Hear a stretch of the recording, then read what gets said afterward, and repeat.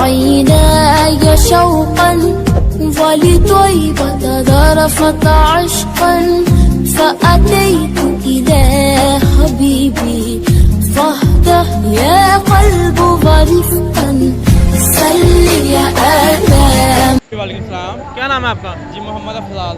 अच्छा माशाल्लाह बर्गर का इस्तेमाल किया लंगर खाने में। जी अल्हम्दुलिल्लाह हर बार हमारी यही कोशिश होती है कि हम लजीज से लजीज लंगर नबी करीम सल्लल्लाहु अलैहि वसल्लम की राह में तकसीम करें और अल्लाह पाक हमारा कबूल करे। आमीन आमीन। अच्छा मुझे बताएं ये किस जगह पे खड़े हैं आप? जी पीर गाजी रोड अल मरूफ बूढ़े वाली मस्जिद के बिल्कुल करीब खड़े हैं।